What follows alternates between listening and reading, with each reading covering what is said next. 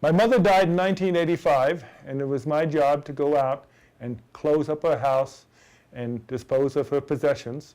And Mother had three incredibly priceless possessions. One was her violin, the second was her diary, and the third was a photo album that she and her lover of when she was a teenager produced this album, and he did the photography, and Mother reenacted in still pictures the creation of woman.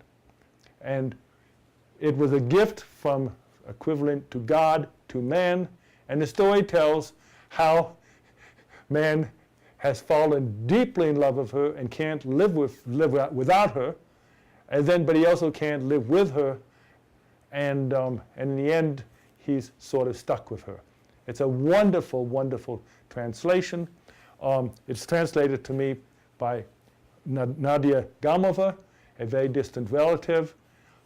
My grandfather's brother was her great-great-grandfather.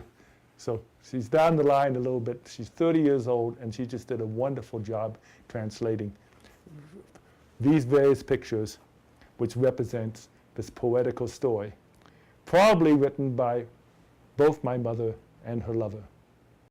To use Paul Harvey's words, I think I need to tell the rest of the story of my mother's album. My mother fell in love with Alex when she was a teenager living in Moscow. They fell in love and created the album I had recently put online. Soon after the album's creation, Alex was tragically killed in a mountain climbing accident. He was a high-altitude climber, and he fell into a deep crevasse. His body was never recovered.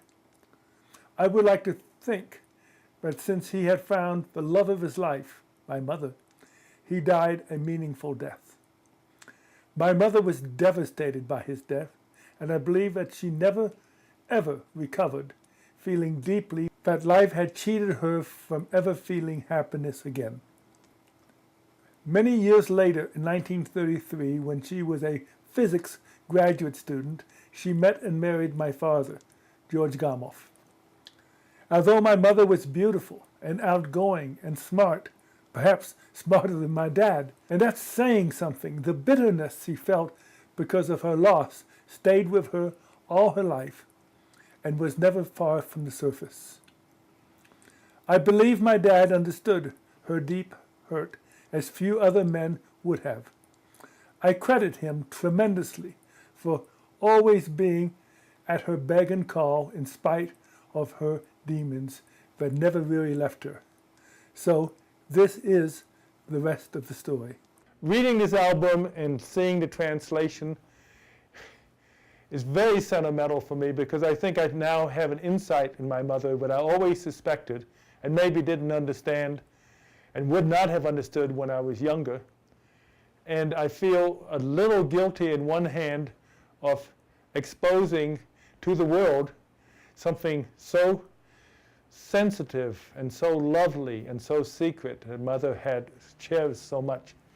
But I think that the gods would forgive me, because it's a beautiful story, and it shows with clarity how my mother stands equal with my father on the two sides.